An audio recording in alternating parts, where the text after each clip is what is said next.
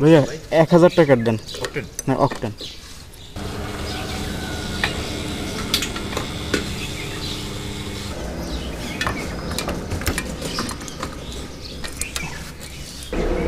Trip মিটারটা এখানে 0 করে দিই।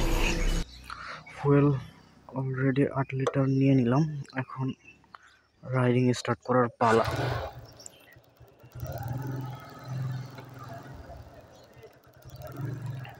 ঢাকার উদ্দেশ্যে হঠাৎ করে সিদ্ধান্ত নেওয়া, বের হয়ে গেলাম। অ্যান্ড দোয়া রাখবেন যাতে সুস্থ সবলভাবে ঢাকায় পৌঁছতে পারি। এখন আসি হচ্ছে পিরোজপুরে। বাইকের ঘড়িতে সময় অলরেডি 6টা 20 মিনিট। আরও আগে রওনা দেওয়া উচিত ছিল। আমার সাথে এক ভাইয়ের যাওয়ার কথা ছিল, সে হঠাৎ করে বললো, মানে হঠাৎ করে তার সিদ্ধান্ত চেঞ্জ করে ফেললো যে সে যাবে না। তার জন্য ওয়েট করছিলাম, এই কারণে দেরি হয়ে গেছে। আমি যদি বুঝতাম তাহলে আরো আগে রওনা দিয়ে দিতাম, কারণ সকালবেলা যত আগে লং রাইডে বের হন যায় তত বেশি ভালো। অ্যান্ড আসি এখন পিরোজপুর নতুন বাস স্ট্যান্ড। এখান থেকে ট্রিপ মিটার 0 করে দিয়েছে। অ্যান্ড ফুয়েল নিচ্ছি মোটামুটি 1000 টাকার, 8 লিটারই ঢুকছে। অ্যান্ড মাইলেজ টেস্টটাও ইনশাল্লাহ এবার হয়ে যাবে। তবে আমাকে হতাশ করবে না, মাইলেজ মোটামুটি 45-এর উপরে মাইলেজ দিবে অলরেডি। এখন যখন বাইকের ঘড়িতে সময় 6টা 45 মিনিট, তখন আমরা প্রায় 17.2 কিলোমিটার রাস্তা রাইড করে আমরা এখন আছি নাজিরপুরে। অ্যান্ড এদিকের সূর্যটাও উঠে গেছে। আমার আরও আগে রওনা দিতে পারলে সব থেকে বেশি ভালো হতো, তবে প্যারা নাই। রাস্তায় মাঝে মাঝে কিছু এই যে কুকুর দেখা যায়, এছাড়া এখন পর্যন্ত ওইভাবে গাড়ি রাস্তায় বেরোয় নেই, বিশেষ করে ভ্যান ট্যান রিক্সা টিক্সা। কিন্তু এরকমের কুকুরের জন্য একটু রিস্কি ফিল হয়, তবে খুব সাবধানে রাইড করার চেষ্টা করতেছি। এদিকের মহাসড়কগুলো হচ্ছে অনেক চিপা, 2 লেনের মাত্র রাস্তা। এটা কিন্তু একটা মহাসড়ক বলতে পারেন, পিরোজপুর টু ঢাকা মহাসড়ক। এই রাস্তা দিয়ে কিন্তু অনেক যানবাহন চলে, কিন্তু এতটুকু রাস্তার মধ্যে এত যানবাহন, এরা মানে কেমনে সম্ভব? এই রাস্তাগুলো যদি 4 লেনের হইতো সেক্ষেত্রে সব থেকে বেশি ভালো হইতো। আর এই রাস্তার মধ্যে বিরাট স্পিড ব্রেকার আছে, তবে এই স্পিড ব্রেকারগুলো দরকার আছে, কারণ স্পিড ব্রেকার না থাকলে এই রাস্তায় মানুষ অনেক বেপরোয়া গতিতে রাইড করতো। যেহেতু আমি এখনও ভোরে রওনা দিছি, সেহেতু রাস্তায় ওই পরিমাণে গাড়ির দেখা পাচ্ছি না। এখন অলরেডি সময় বেজে গেছে 6টা 56 মিনিট। আছি এখন মাটিভাঙ্গার মধ্যে, মাটিভাঙ্গা ডিগ্রি কলেজ জামে মসজিদ।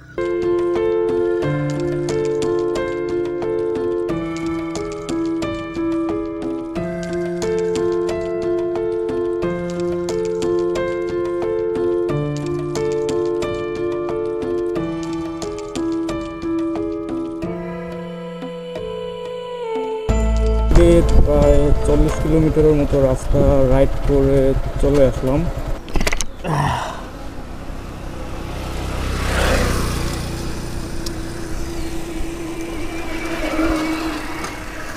ওরে অনেকক্ষণই তো রাইড করলাম, প্রায় অলমোস্ট 40 কিলোমিটার রাস্তা রাইড করে ফেলছি। একটু রিফ্রেশমেন্ট হওয়ার জন্য এখানে একটু দাঁড়াই। আর আমার বাইকের অবস্থাটা জাস্ট এই রকমের চকচক করতেছে, যদিও বাইকটা বেশ কিছুদিন আগে ওয়াশ করছিলাম।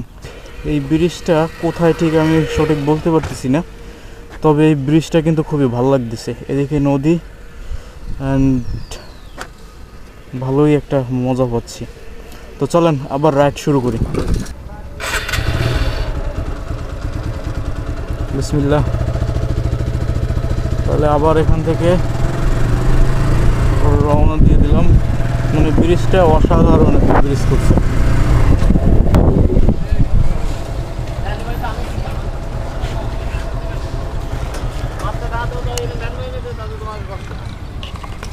বাইকের টোল আছে কত? 5 টাকা।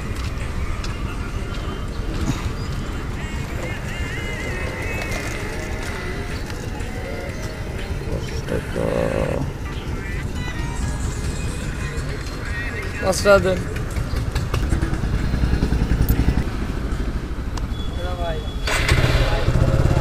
এই ব্রিজের টোল নেই।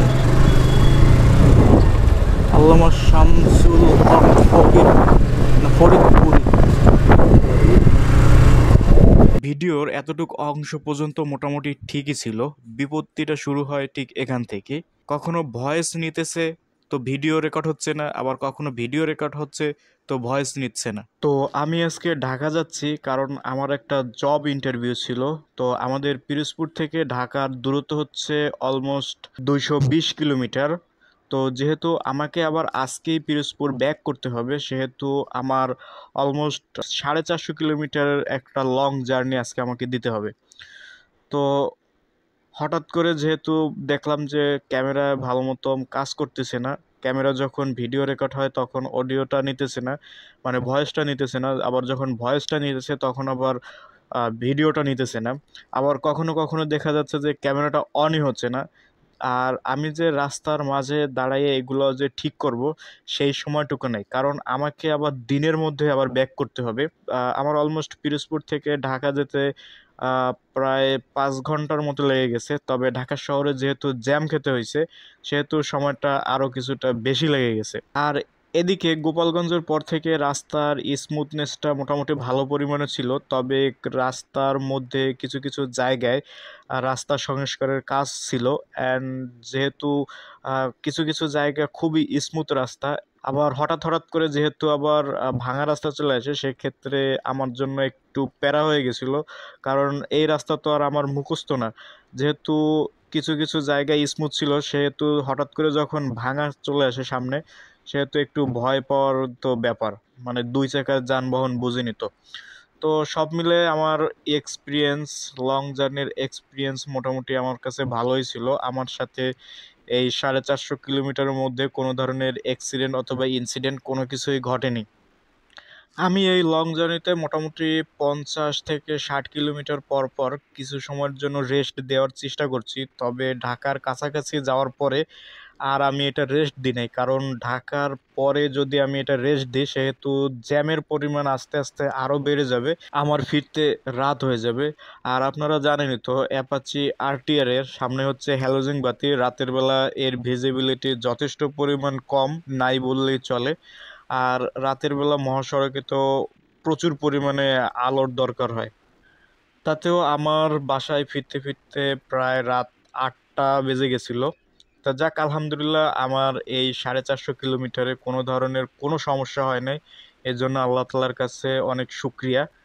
অ্যান্ড এবার আসি আপনাদের একটু ফুয়েল কস্টের ব্যাপার স্যাপার, যে আমার এই বাইকটা লং রাইডে কতটুক মাইলেজ দিল।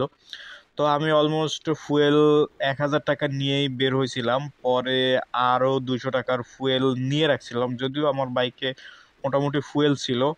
আহ, যখন আমি 200 টাকার ফুয়েল নিই তখন আর মাত্র 40 থেকে 45 কিলোমিটারের রাস্তা বাকি ছিল আমার বাসায় আসতে।